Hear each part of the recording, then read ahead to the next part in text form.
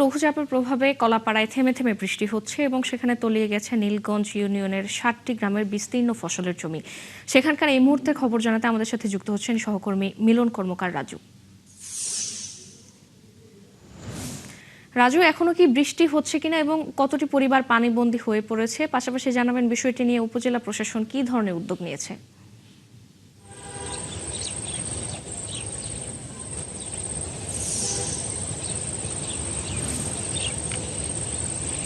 ধন্যবাদ ফারজানা।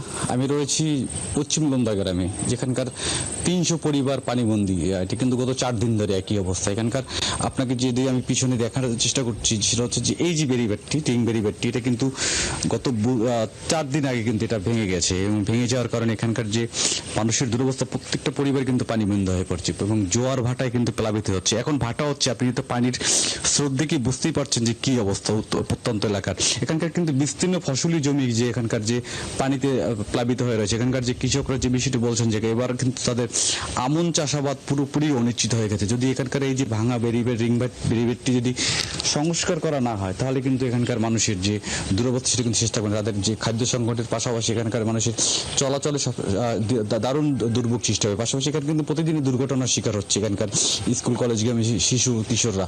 কারণ এই যে এখানকার যে স্থানীয়ভাবে একটি রিং বেরিবেট দেওয়া হয়েছে, তার কিন্তু এখানে কোনো ধরনের চলাচলের ব্যবস্থা করা হয়নি। সে কারণে কিন্তু এই যে ভাঙা একটি তাল গাছের থেকে গুড়ি থেকে কেটে মানুষ পারাপার হতে হচ্ছে। এই কারণে কিন্তু মানুষের দুর্ভোগটা বাড়ছে। আমি স্থানীয় একজন মানুষের সাথে কথা বলার চেষ্টা করছি, সেটা আপনাদের যে দুর্ভোগটা, সেই দুর্ভোগটা কি অবস্থা? আপনাদের কয়েকদিন ধরে এই অবস্থা? গত ৪ দিন ধরে একই অবস্থা। জোয়ার ভাটায় প্লাবিত হয় আমরা প্রায় ৩০০ পরিবার এবং ৩০০ একরের মতো ফসলি জমি আসে, যা বর্তমানে আমন চাষের একবারে অনুপযোগী। কেননা এখন বীজতলা তৈরির কথা, অনেক জায়গায় দেখায় বীজতলা তৈরি হয়ে গেছে, কিন্তু আমাদের এখন কোনো বীজতলা প্রস্তুতি করতে পারিনি। তার মানে এখন পর্যন্ত আমন চাষের কোনো আমরা নিশ্চয়তা দেখতে পাচ্ছি না। আর তাছাড়া এখানে আমাদের একটা পর্যাপ্ত পরিমাণ ভেড়িবাদ নাই। স্বাভাবিক জ্বরে এবং কোনো রকম বন্যা বা সিগন্যাল হলেই সব তলিয়ে যায়, বাচ্চা কাচ্চার স্কুল যেতে কষ্ট হয়।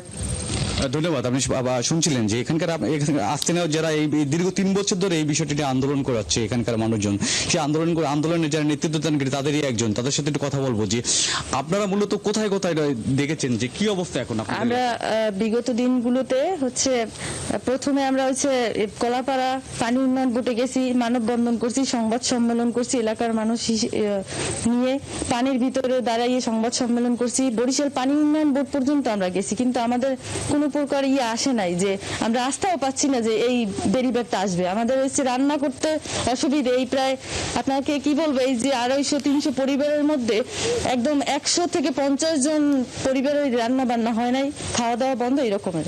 ধন্যবাদ আপনাকে। শুনছিলেন যে স্থানীয় মানুষের যে দুর্ভোগ, কারণ এটা কিন্তু গত ৩ বছর ধরে চলে আসছে। মানুষজন যে বিষয়টি বলছে, সরকারের কাছে তারা দাবি করছে যে এই রিং বেরিবেদের পাশাপাশি যদি এখানে কালভার্ট করা হয়, তাহলে কিন্তু এখানে যে এখানে পানি নিষ্কাশনের জন্য তারা প্রয়োজনীয় ব্যবস্থা নিতে পারেন। পাশাপাশি তাদের সময় সুযোগ মতো তারা কিন্তু পানি নিষ্কাশন করতে পারবেন। তাদের এখানকার যে কৃষকরা আছে তারা তাদের ফসল উৎপাদন করতে পারবে, পাশাপাশি এই দুর্ভোগটা অনেকটাই কমবে। এই ছিল আমার কাছে সবশেষ খবর। ফারজানা, ধন্যবাদ রাজু আমাদের সাথে যুক্ত হওয়ার জন্য। দর্শক, পটুয়াখালী কলাপাড়ায় বৃষ্টির কারণে যে প্রভাব পড়ছে সেখানকার মানুষজনের উপর, সে খবর জানাচ্ছিলেন সহকর্মী মিলন কর্মকার রাজু।